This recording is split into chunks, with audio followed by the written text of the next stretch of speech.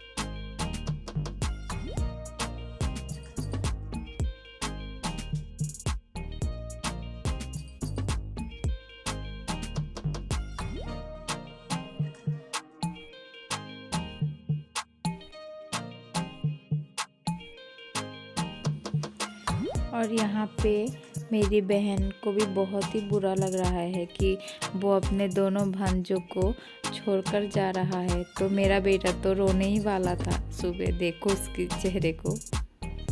और यहाँ पे तो ये सो नहीं रहा है, तो इसे मुझे उठाना ही पड़ा। तो अभी मैं इसे स्वेटर को ठीक कर रही हूँ, तो इसे बाहर ले जाऊँगी स्वेटर पहना के। ये अपने मासी को कैसे देख रहा है, टुल्लू मेरा बुल्लू।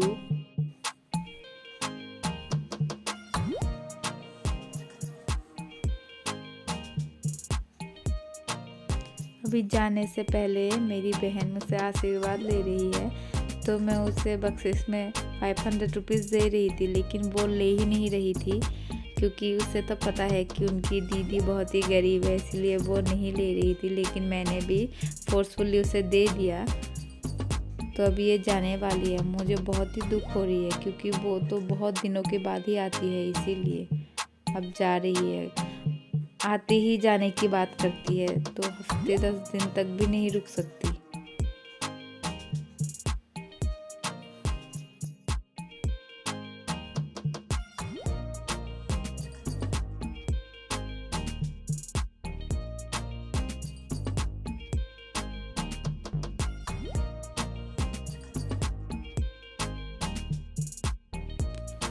अभी यहाँ पे ऑटो के लिए भी रुकना पड़ेगा, क्योंकि हमारे यहाँ पे ज़्यादा ऑटो भी अवेलेबल नहीं है, इसीलिए।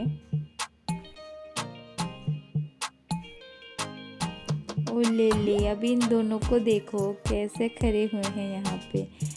मेरी बहन तो इस छोटे से भांजे को बहुत प्यार करते हैं, क्योंकि बचपन से जब ये 1 महीने का था तभी से ये इसका ख्याल रखता है। क्योंकि मैं जब डॉक्टर के पास चली जाती थी या फिर मार्केट जाती थी, तो तभी मेरी बहन इसे दूध पिलाकर सुला देती थी, सब कुछ यही करती थी। इसीलिए मेरी बहन के साथ इसका बॉन्डिंग कुछ ज़्यादा ही है।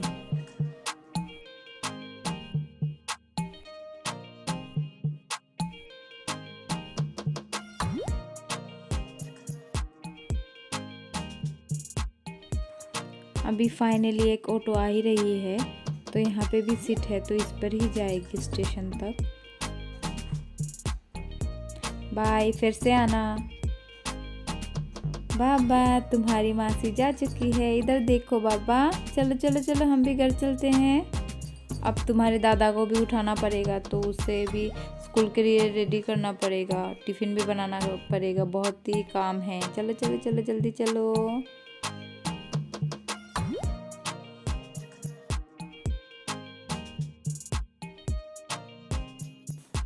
यहाँ पे मैं आलू के पराठे बना रही हूँ सुबह के नाश्ते के लिए। हम लोग चाय के साथ आलू के पराठे खाएंगे और मेरे बेटे को मैं टिफ़िन में ये पैक कर दूँगी। कम ऑयल देकर बना रही हूँ, ज़्यादा ऑयल सुबह सुबह अच्छा नहीं लगता है। तो यहाँ पे घर के अंदर ही मेरा बेटा रो रहा था, तो मैं इसे टोकरी के अंदर मेरे पास ही रखकर मैं आलू के पराठे बना रही हूँ। एक माँ को कितना कुछ करना पड़ता है, दो बच्चों को मैनेज करना बहुत ही मुश्किल का काम होता है।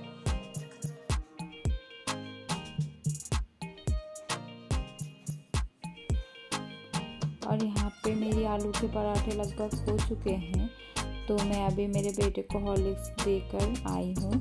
तो बिस्किट नहीं खाता वो, मैं बिस्किट खाने के लिए बोल रहा था लेकिन ये मान ही नहीं रहा था। तो ये आज सिर्फ हॉर्लिक्स पी के ही जाएगी स्कूल।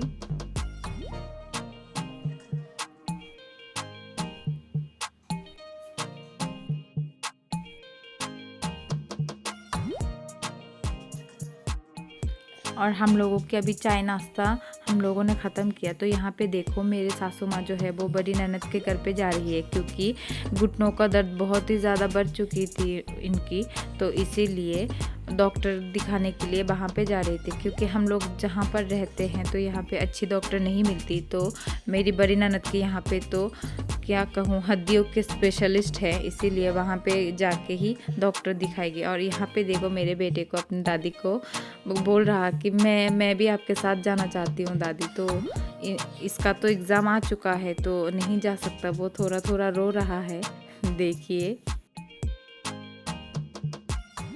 तो आज तो हमारे घर से हर कोई जा रहा है। पहले मेरी बहन चली गई और उसके बाद मेरी सासू माँ भी जा रही है। तो मेरी सासू माँ एक हफ्ते के लिए जा रही है, वो एक हफ्ते के बाद फिर से वापस आ जाएगी। तो गाइस आज के लिए बस इतना ही, तो फिर मिलेंगे अगले ब्लॉग में।